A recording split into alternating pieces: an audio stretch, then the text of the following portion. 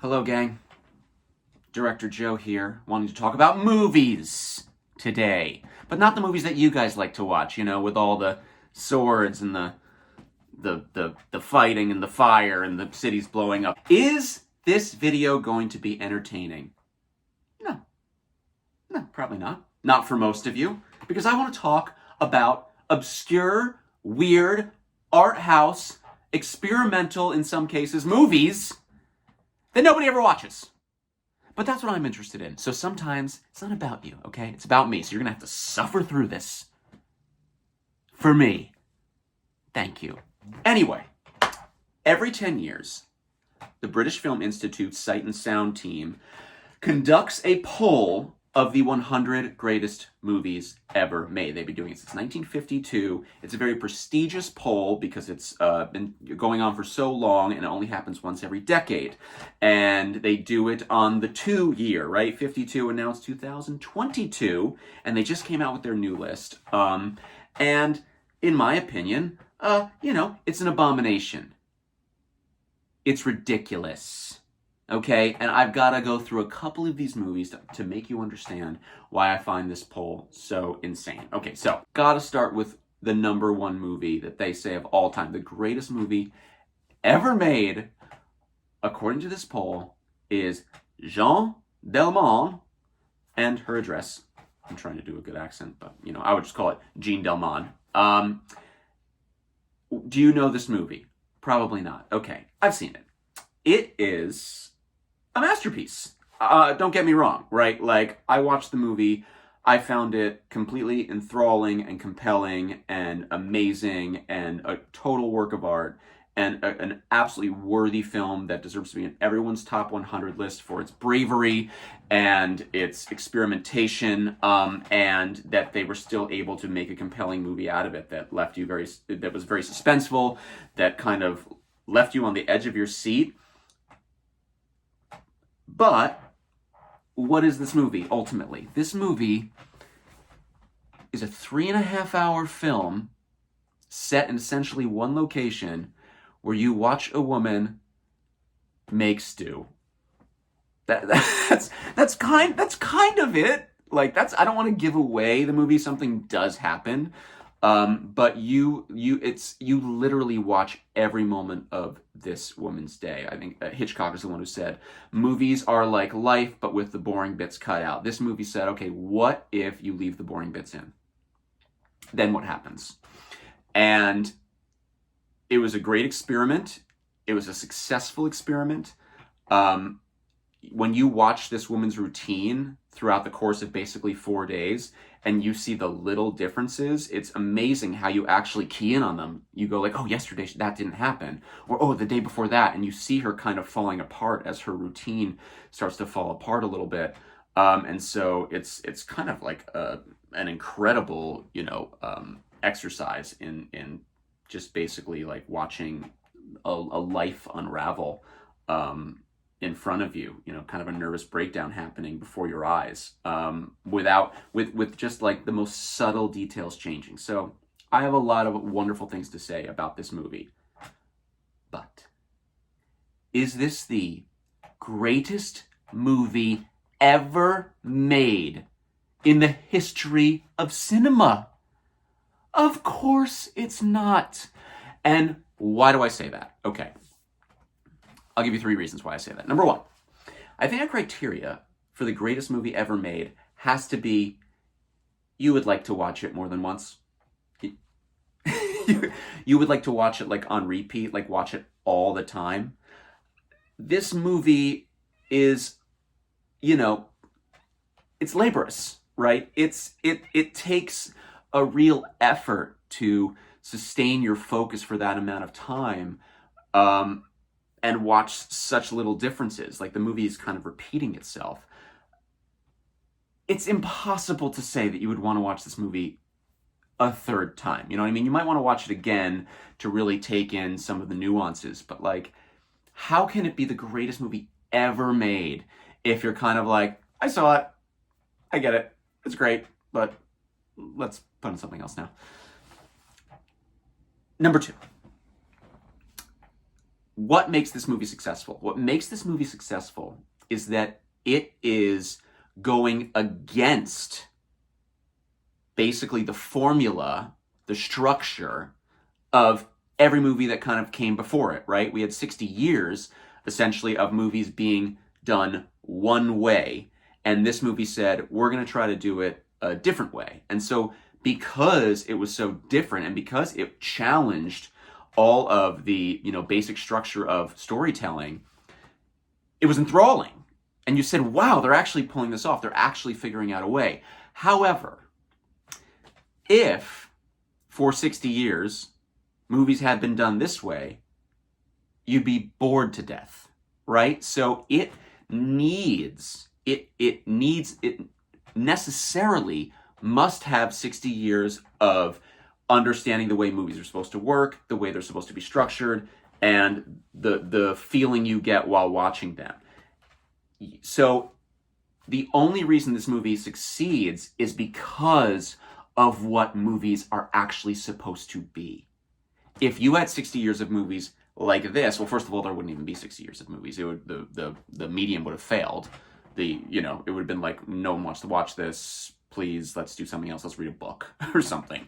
But certainly, if you had 60 years of movies like this, and then one Jaws comes around, that movie would be seen as the absolute greatest, piece of entertainment and art ever created, right? So I think a movie has to be able to stand on its own and not in opposition or not juxtaposed to other films in order to call it the greatest movie ever made, because if this is the way movies were, we just wouldn't even make them anymore. The last reason that this cannot possibly be the greatest movie ever made is because for a movie to be the greatest ever, it has to be somebody's favorite movie.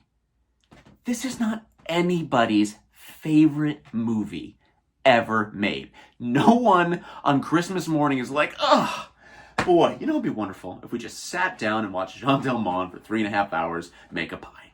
That's just not, no one wants to do that. So in order for this to rise to the top of the top of the top, right, with like thousands upon thousands, maybe 100,000, hundreds of thousands of movies made since the dawn of movie making, for this movie, for any movie to be the best movie ever, it has to be so many people's favorite movie where they just crave it. They crave watching it and they think about it all the time.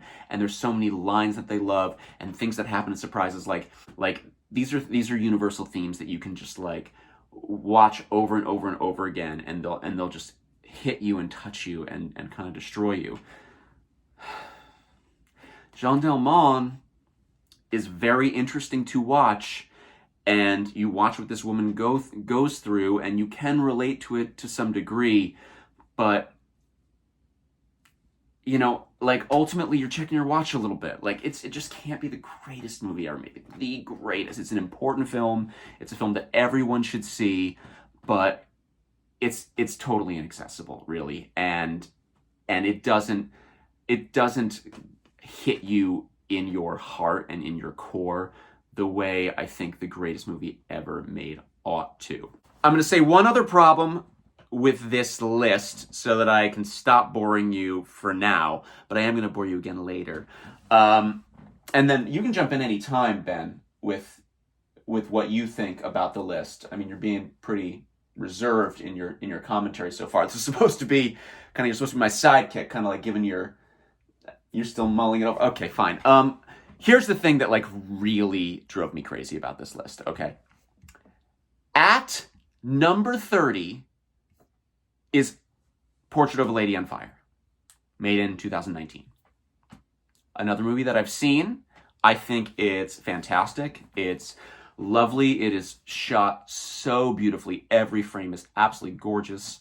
It's thought-provoking. It challenges you in subtle ways that maybe you don't even realize if you have kind of really, set ways of thinking, and it challenges them in very subtle ways, I think. And yeah, it's a great movie. It's a great, especially made in 2019. It's wow, this movie is really awesome.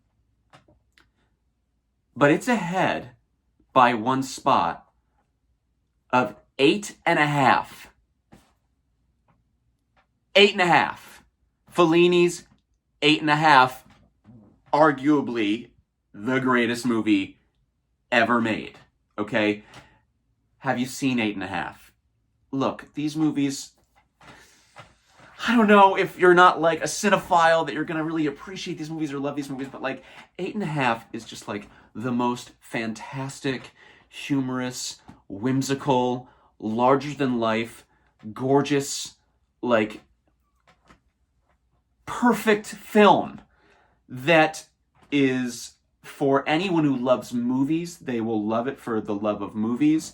Anyone who wants to, understand more about like Fellini and his process and the process of making film, anyone who wants to like understand like the male psyche when it comes to relationships and comes to like a yearning and a longing in life and kind of like a conflicting like wants and desires, and it moves at lightning pace. There's so much in it. It's a movie within a movie. It's self-reflexive. It is so influential. Everyone like copies this movie. Everything that like that Charlie Kaufman has ever written, I feel like is he's trying to make 8.5 over again.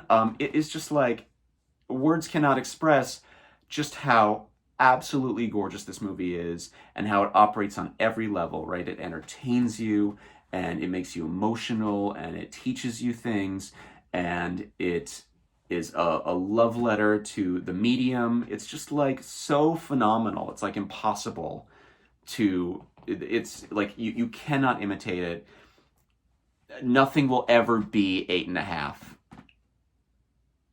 But you're telling me a movie from 2019, Portrait of a Lady on Fire, is better than it? No way! It's discrediting for the list to do this. It's like impossible to be able to justify that movie being, and it's a lovely movie, but for that to be ahead of 8.5, I think is crazy. And I mean, Portrait of a Lady on Fire is like, there are things that are predictable in it, that you kind of know where it's going, where you kind of go like, oh, they're reading a classic novel and they're trying to interpret this thing at the end and what it means between these characters, and you know perfectly well that at the end of this movie, that's going to play out. And you're going to understand why these characters are reacting the way they do. It's like, okay, it's nice, I like it, but like I kind of know what's going to happen. You've seen that kind of thing in movies a ton of times before. 8.5 is like, it's totally existential. It is about what life is and what it can be and what it looks like to a person looking back on their life.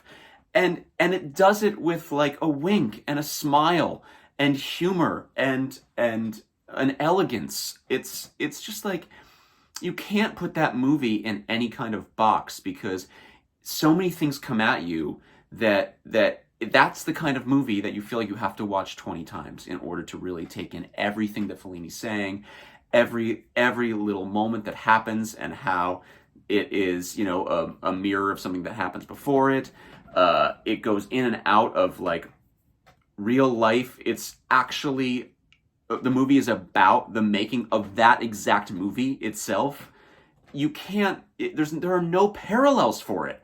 So it just drives me nuts that like a movie that's more by the numbers, that was made very recently and is really good, can be in the same conversation, let alone ahead of Fellini's greatest work. It's rubbish. I think the ultimate problem with this list, and again, there's a second list actually, which is a director's list, where directors pick their greatest films of all time, and I think that list is a lot more accurate. It's a lot truer to like what the real greatest movies of all time are. But I think the issue with this is that every critic and curator and all these academics, they can choose 10 movies, right? So what I think is really happening here is I don't think they're choosing their 10, what they believe are the 10 greatest movies. I think what they're doing is thinking of movies and types of filmmakers that are underrepresented and kind of artificially bumping them into their top 10, even though if they were being being honest, maybe these movies would be like number 40, number 50, number 60, number 70 on their list. But because they have 10 and they know the movies that they've seen that are always at the top, and they want to like make sure that their movie gets into the top 100, that they will bump some of these movies up artificially. And when you do that, you're not getting like an accurate depiction of like what the greatest movies of all time actually are. I think if Sight and Sound had to do it over again, they should start to let people choose more movies, like their top 50, so that not only can they get their movies that they think are underrepresented or undervalued or underappreciated into the top 100, but they keep the best movies of all time at the top. Okay, that's all I'm going to say for now. Ben, what do you think? Huh? You fancy yourself a cinephile. What's your favorite movie of all time? Baywatch? You've got to be kidding me. Thank God you didn't get a vote, okay? You got a vote? I didn't get a vote. What have you done to deserve a vote? What have you ever done? You were in Baywatch. Okay. It all makes sense now. Unsurprising. Disappointing, but unsurprising. Okay, maybe next time when I talk about movies, I will find a more intellectual partner, not a bump on a log who just likes to watch people with nice hair and bodies run around on the beach. Always a disappointment.